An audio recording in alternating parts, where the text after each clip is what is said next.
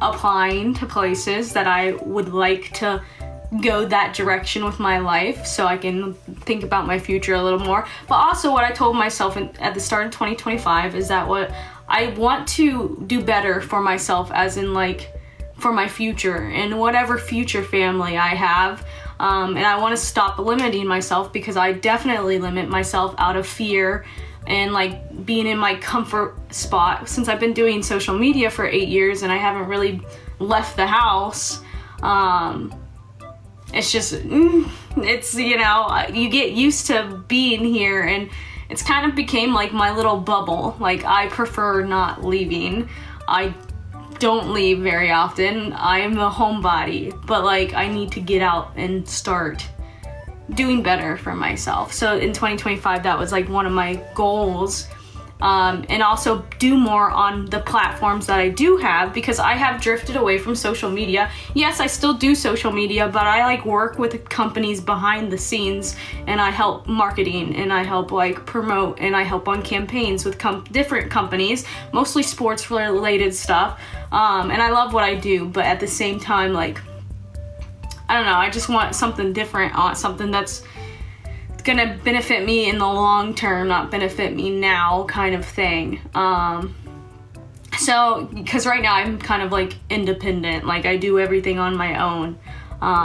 So yeah, I don't know, I need to do more with my life, and so that was like one of my goals, one of my resolutions.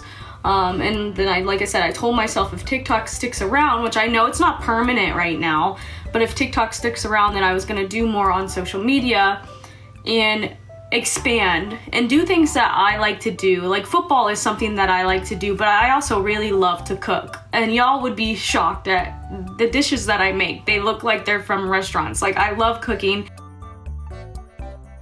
but I'm also like a little bit scared to post cooking videos, because I've only been cooking, like actually cooking, as a hobby for like 2 years. So I'm still kind of fairly new to it. And I'm also a little scared. But yeah, and I like gaming, and I've always wanted to stream my gameplay. I've been a gamer basically my entire life. I grew up playing Battlefront on PlayStation 2 with my brother. Like, I grew up playing freaking Pokemon. I grew up playing Digimon. I grew up playing all those freaking games. And Neopets back in the day. And then I do mostly play like Fortnite now, but I've always thought about streaming my gameplay, because I'm pretty good at these games, but I also don't give myself enough credit, and I'm like, I'm not that good. And everybody always tells me like, oh, well, you're a girl, you don't have to be good. Well, I don't want that. I don't want that. I don't want to get viewers just because I'm a girl, or just because of the way I look. I want people to watch me because they like me, and because I'm actually good at something, you know? So that's why I've never started streaming my gameplay, because I feel like I've never been good enough for it. You're pretty, thank you, thank you. Yeah, I like the Reds. I don't really follow baseball too much, but I do like the Reds. Wait, is it, why you keep coming in and out? Oh gosh.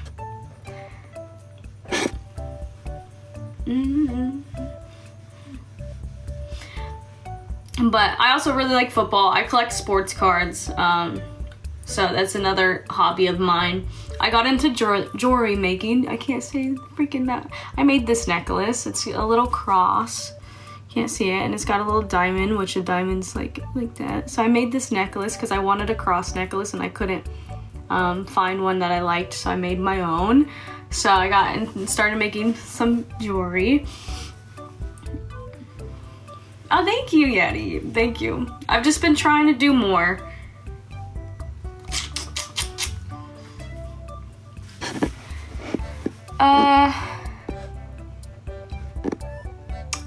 I don't currently, but I do, and I am strong in my faith. I just haven't found a new one to start going to yet. I grew up Christian. A lot of people will like say things, but I grew up Christian. I grew up in a very religious household. My entire family is Christian.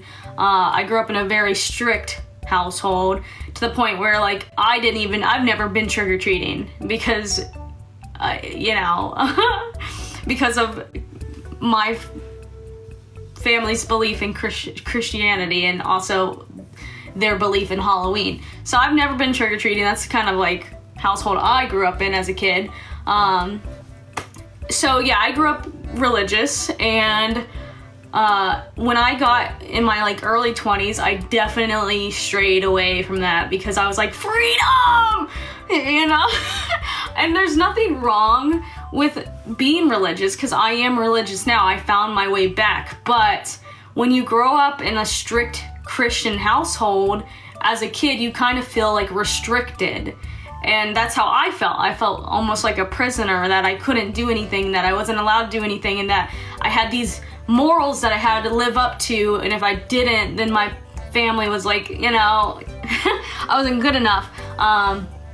So when I was like 20, 21, like when I moved to Florida and I started, you know, getting a little ounce of freedom, I definitely went way further than what I should have went from my morals. And I knew it wasn't morally right.